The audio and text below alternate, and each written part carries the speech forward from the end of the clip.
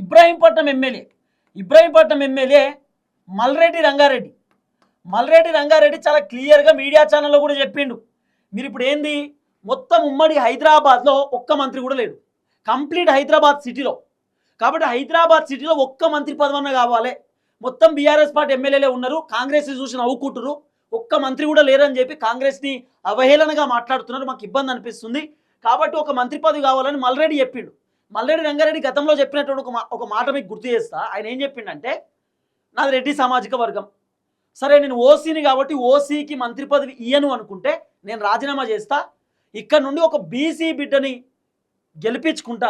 మల్రెడ్డి అది కూడా అడిగి ఉన్నాడు, నేను ఇబ్రాహీంపట్నం నుండి కాంగ్రెస్ పార్టీకి పదవికి రాజీనామా చేస్తా, ఇక్కడ నుండి ఒక బీసీ క్యాండిడేట్ని నిల్చోబెట్టండి, ఎమ్మెల్యేగా నిల్చోబెట్టండి, ఆ క్యాండిడేట్ని నేను గెలిపించుకుంటా, అట్లీస్ట్ బీసీ కన్నా మీరు మంత్రి పదవి ఇవ్వండి. మల్రెడ్డి చెప్తున్నటువంటి మాట.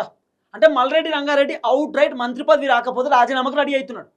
ఇప్పుడు మల్రెడ్డి రంగారెడ్డి ఇంకో ముచ్చట చెప్తున్నారు, అవసరం అనుకుంటే నవీన్ యాదవ్ కన్నా ఇవ్వండి, Jubilee hills MLA Naveen Yadav కన్నా మంత్రి పదవి ఇవ్వండి, ఆయన బీసీ బిడ్డనే కదా. ఏదున్నా హైదరాబాద్లో ఒక మంత్రి పదవి కావాలి, హైదరాబాద్లో ఒక మంత్రి పదవి ఉండాల్సిందే కాంగ్రెస్కు అని చెప్పి మల్రెడ్డి రంగారెడ్డి కోరుకుంటున్నాడు. కాబట్టి ఒకవేళ హైదరాబాద్లో ఒక మంత్రి పదవి రాకపోతే మల్రెడ్డి రంగారెడ్డి రిజైన్ చేయడానికి సిద్ధంగా ఉన్నాడట ఎమ్మెల్యే పదవికి. ఇది కూడా ఒక చర్చ వినబడతా ఉన్నది.